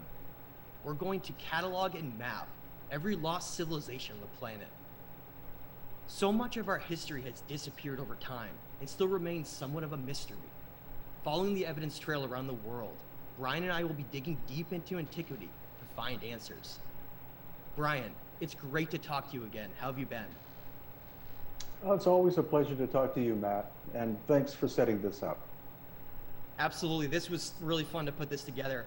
I want everyone to know that I coordinated with Brian quite a while ago on this the show that we're about to present today, and I put together some slides to give people an understanding of what we're missing for our lost history and everything that's preceded us. These lost epics that seem to have been lumped together in this 6,000 year window of human civilizations doesn't make sense anymore. The amount of evidence that is being seen and shown around the world online, if you were to go look, is truly overwhelming. So Brian, before I get any further into this, just maybe you could update everybody on what you've been up to and some of the new things that you've been working on. Okay, well, I've mainly been making videos from older footage because I haven't had the ability to travel around, as nobody can at the moment.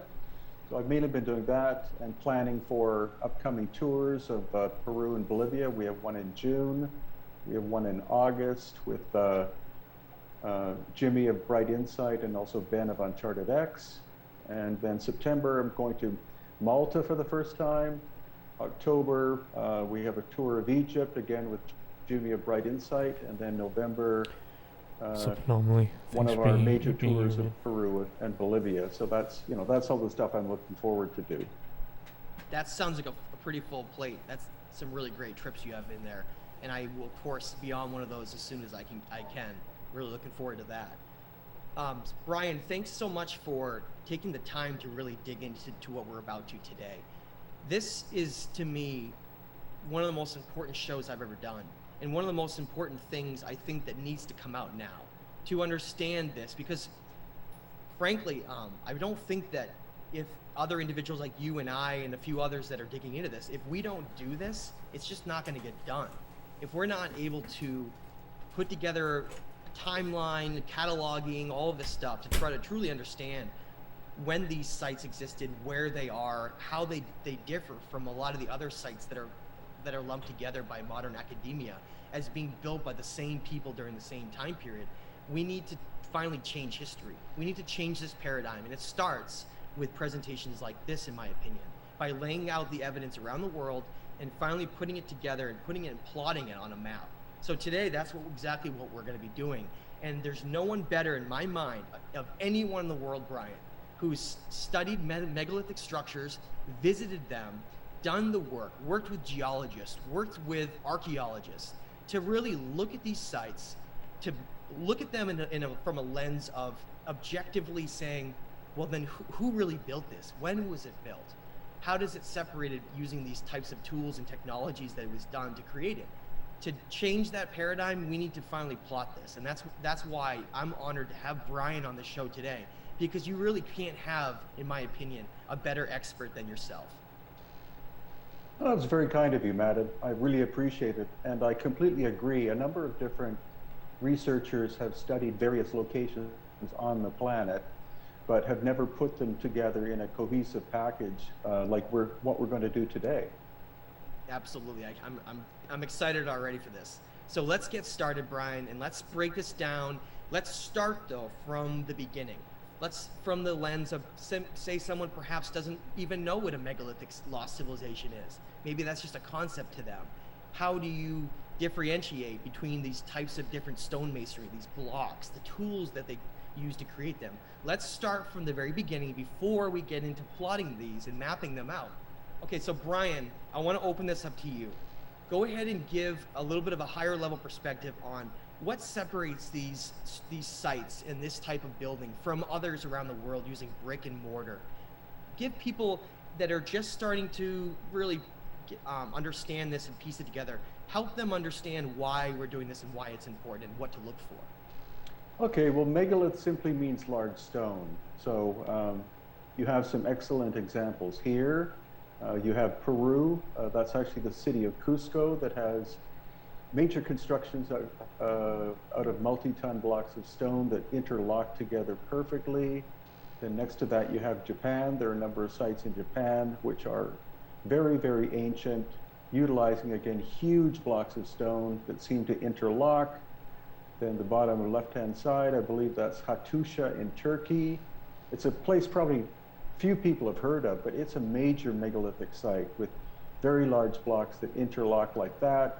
All of these show signs of cataclysmic damage from the past, and so they have been reconstructed by the cultures that we know of when you look them up on the internet. But obviously these were done long before that time. And then on the bottom right, you have the third pyramid that some people call Menkaure or Menkaure on the Giza Plateau. And again, you can tell with the guy, which is Hugh Newman, who's leaning against it, that it's comprised of huge blocks of stone that again fit very, very tightly together without any use of mortar, cement, or any kind of filler material. Absolutely. But Brian, would you say these are almost like out of place artifacts in a way? This shows levels of technology and how the ability to mold these and put them together and cut them, looking with knobs that stick out like the Peruvian example. But this is out of place, right? It doesn't fit together with the model that we're told in school of everything being part of the 6,000-year timeline, right?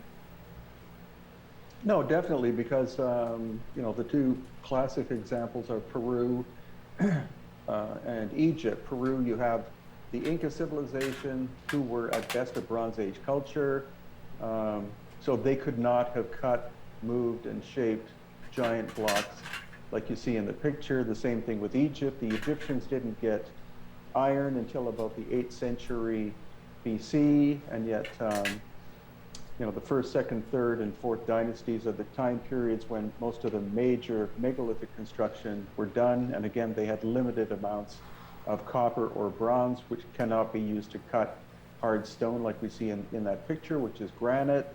So that, you know, the basic picture that we're seeing in all of these locations that we're going to be discussing is there's missing information. There's a missing historical timeline that precedes the cultures that we've been taught about. And it's clearly obvious based on the size and complexity of the constructions that were done that they couldn't have been done by these standard cultures that we learn of in school. That's right. And to me, what makes these four pictures so important is they're almost like four different parts of the world. And yet they have components that are so similar in some cases in terms of the tools that had to been used to create them, the type of craftsmanship, the extremely high level of craftsmanship on them, the lack of writing. All these things seem to be shared by all of these cultures that build these structures, and that's why we call them the lost civilizations of the world. These are those civilizations that have clear evidence to show that they were far more advanced than we were told, but more importantly are part of a completely different time period in human history, which is why we're doing this in the first place. So Brian, the next step I want to take here, for those who are still on the fence that don't really understand, maybe they look at those stone blocks and okay, I don't really see anything there, right? That doesn't look special to me than the brick and mortar on the other ones. Well, there's other evidence that shows even more sophisticated levels of technology that had to have been present. Some people are arguing about, okay, those might have been able to been built with these types of tools, and maybe they weren't. But this, to me, is the next step. You look at this and you say, okay, along with those megalithic blocks we just saw, cut to precision, how could a hole like this, known as like a core drill hole, how could something like this have been done with Bronze Age tools, knowing the Mohs hardness scale and the types of rock that these are and the precision that these were built? Brian, talk about these two examples for a minute in terms of the fact that what kind of tools would have been needed to create something like this? Okay, well, the top left is Pumapunku in Bolivia. The bottom left is the Coricancha in Cusco. And on the right-hand side, that's actually Abu Sir, which is part of the Giza Plateau system. And what you see are core drill holes. And experts that I know of, such as Chris Dunn, who was a master machinist, he says that whatever type of drill was involved to create these holes, all of these are examples of very hard stone, much harder than bronze. And he said that the feed rate, which is the penetration rate of the drill to enter that stone, was about 500 times more efficient than what we have today in terms of diamond level technology. So you measure the striations, and that's what he did. He was able to go to the Petrie Museum and get a hold of some of the actual cores that came out of the drills, and he was able to measure that the feed rate was much more efficiently done in the distant past than we can reproduce today. That is absolutely amazing. So not only would this have to have been done with extremely high tech and technology, but it's potentially better than what we can even create today with an industrialized, what we think of as an advanced civilization. That, to me, it completely blows my mind to even consider that some components of these lost civilizations had higher technology and more advanced understanding than we even do today. I mean, to me, I don't think a lot of people have wrapped their heads around the significance of that, Brian, right? No, that's a very good point. And recently there have been people who have tried to replicate this kind of technology using either bronze tubes or sometimes copper tubes, and then water and also a hard grit like carborundum or whatever. And they have been able to replicate the process, but not the efficiency level. So there are a number of videos people have sent me that I've looked at, showing people trying to do this by hand or with a very simple mechanism, hand powered. And they have been able to penetrate hard stone like this using a hard grit, but in no way is the modern day attempts as efficient as what we see in the pictures that you're showing, and many other locations as well. We see these at Hattusha in Turkey and many different locations. But the most prolific examples of ancient tube drilling is in the area of Giza and other parts of Egypt. Yeah, and to me, even if they could manage to somehow interact with that stone and carve it in some way, they're never going to get the level of precision like this. That's the whole point, is just because you can impact this stone at some point in some way doesn't mean you can create this type of complex drill hole signature. I mean, I would challenge anyone in the world to use those primitive means and show me anything they can make that would be like this. I think it would be impossible. Well, again, there are a number of videos showing people attempting this, and they have been able to make an impression into the hard stone with, simple bronze tubing and very hard grit material. But, they spend hours and hours and hours trying to create one hole, and it's in no way as efficient as what we see in the examples in these pictures. Yeah, and more importantly, why would they create it, right? People are forgetting the whole point of this. These exist along with other incredible megalithic structures that if we were to try to attempt to do something like Ollantaytambo or Saskatchewan or something like that, do you feel that we could even create a structure like that today? No, it would be incredibly time consuming and expensive, and there would be no point in doing it. It was the ease at which these ancient builders were able to do this kind of astonishing work that is the most perplexing. Ollantaytambo is a great example with 6 stones that weigh between 60 and 70 tons apiece. They come from a quarry across the valley on top of a mountain. And in Egypt, there are hundreds of these drill holes, especially at Abu Sir. Not as many examples in Peru, but the one in the quarry country. Yeah, they're there, and that's witness that it was done. And that's what blew me away about Hattusha, was I had no idea that it had a megalithic aspect. But when I actually went there and saw it, it's like, many, many acres in size. You see obvious examples of Yep. ancient cataclysmic destruction and reconstruction. Yeah, and it's just, but they're also in different parts of the world. That's the part that's the most important, is these cultures aren't supposed to be connected or at least influenced by the same type of knowledge and information, and yet they're creating the same types of things. They're using the same types of technologies. And to me, that shows that there's so much more to the story than we're being told. And I just want to add to something that you mentioned just now is, of course, it's a multitude of different reasons that make these significant, right? It's not just the boreholes. It's not just the megalithic stuff that they put together. It's how did they move those things potentially hundreds of miles? We find travertine in Egypt that could have only come from Turkey. We're talking about over 1,000 miles to move megalithic blocks in some cases, whereas even 100 miles is unbelievably impressive for the size of these blocks. So it just, when the more you look at it, the more it brings up further questions, not the opposite. It doesn't. It's to try to disprove this type of work. You would, if you were objective, I guarantee you would end up having more questions, and you would send you on a path of seeking other kinds of knowledge, because the standard story we're told does not fit with these sites at all. And that brings us to why we're doing this in the first place. And really what the purpose of that is, the discussion in my mind about if these megalithic structures that we just talked about and the core drill holes and all of the different sites around the world, the debate on whether or not that was built by a much, much older culture than we're told is over.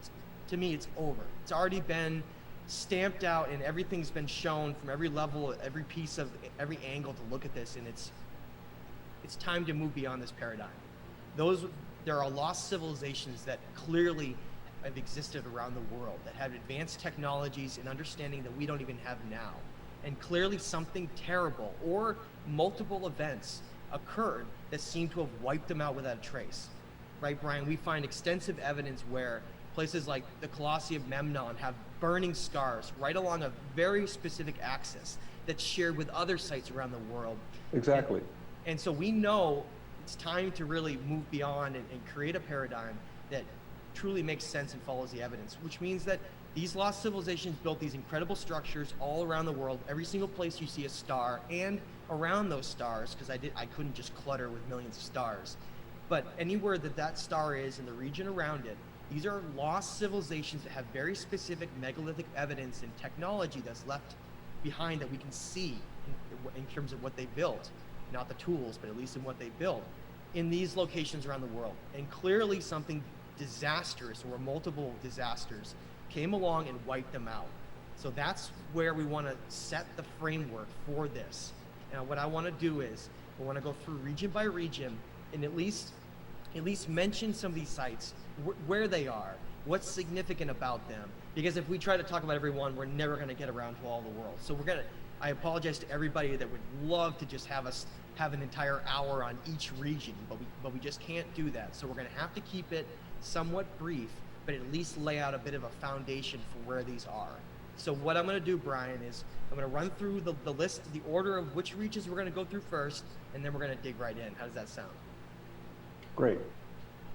Awesome. So what we're going to do is we're going to start down towards Easter Island and then into South America. We're going to move up through into Central America, Mexico, and then we're going to move across the Atlantic Ocean and get into the Mediterranean area, down through the Bosnian Turkey area, with down into the Middle East with Israel, Syria and Iraq and Iran, and we're going to move down into Africa, and then move across east into the Indus Valley civilizations of India. Talk a little bit about Southeast Asia, some of the sites down there, Japan, and then we're going to end on New Zealand. So we got quite a list there of regions we're gonna work with and talk about. But the first thing I want to just mention is that, like Brian said before, some areas have very significant megalithic evidence, and then other areas it's a little bit harder to see.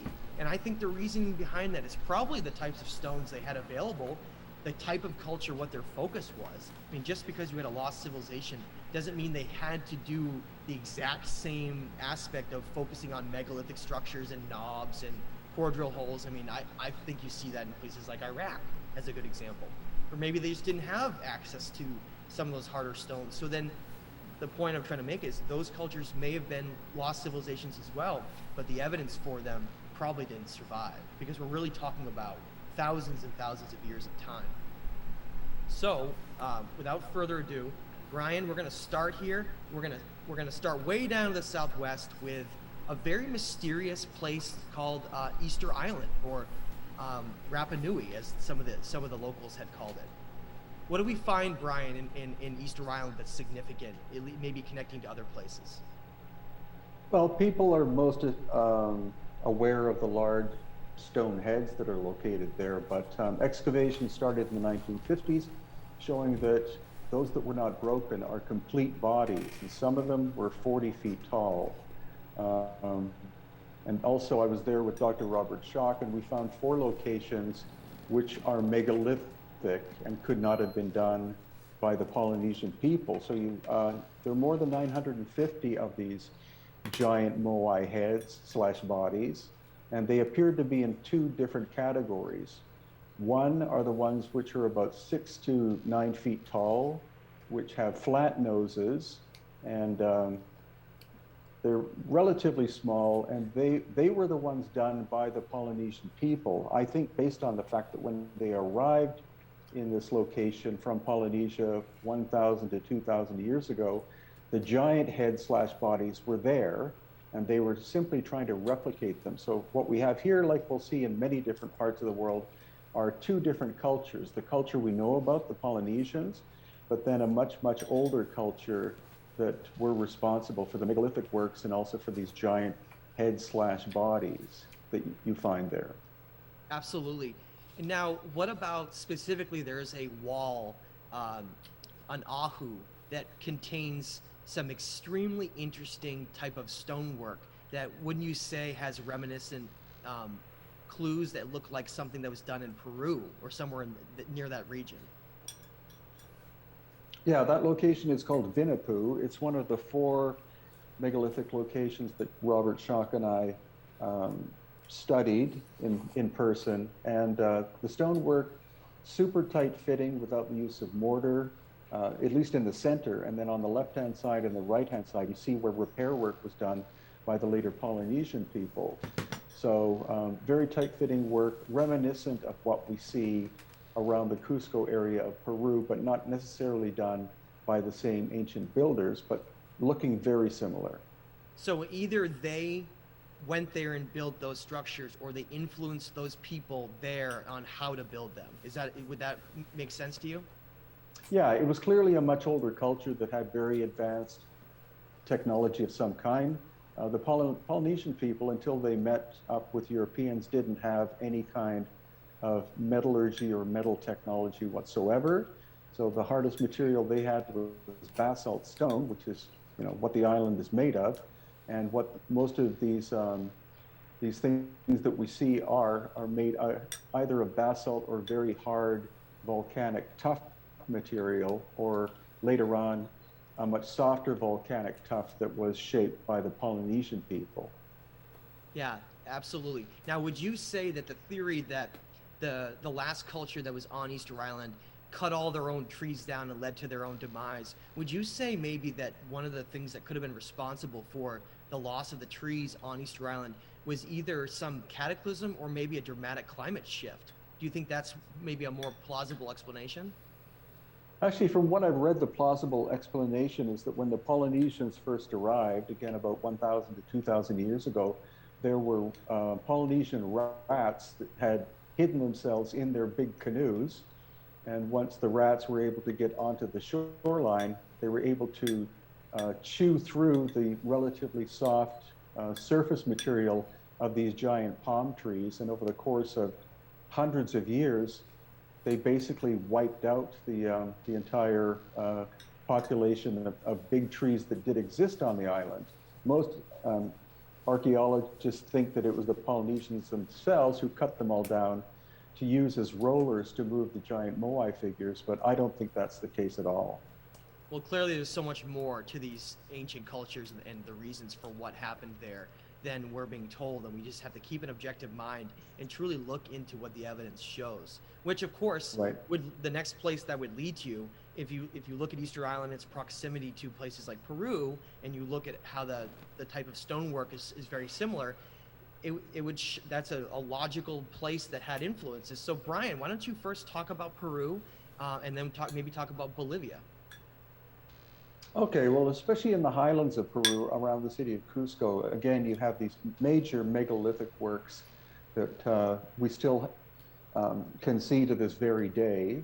Many of them, again, show some kind of cataclysmic activity. Some show actual scorching marks as if high heat had struck them.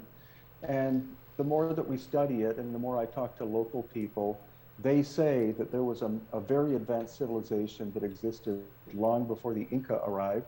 When the Inca arrived about 1,500 years ago or so, maybe 1,000 years ago, they discovered this abandoned megalithic city and reconstructed it. So they used the megalithic structures as their foundations, and then they built on top and around these places, such as Machu Picchu, which has a megalithic core, Sacsayhuaman, that has a monstrous wall, possibly the largest megalithic wall in the world, and then Ollantaytambo, which is about 95% Inca construction, but has massive blocks at the so-called Sun Temple that weigh up to 60 to 70 tons.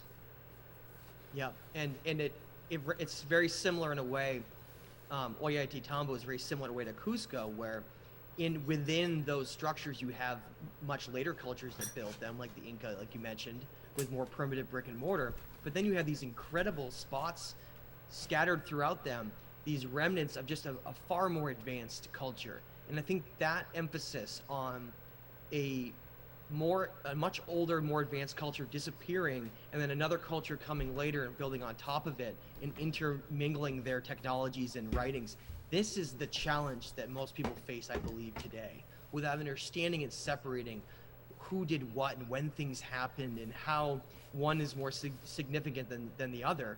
And I believe you're hard-pressed to find more impressive work than in places like Pumapunku in Bolivia, or places like Cusco or Ollantaytambo. The level of craftsmanship on some of those structures they built there is almost beyond what we can do today, Brian. Like maybe briefly talk about the H blocks and how some experts have analyzed those, and they're just confused about how they were even made, right?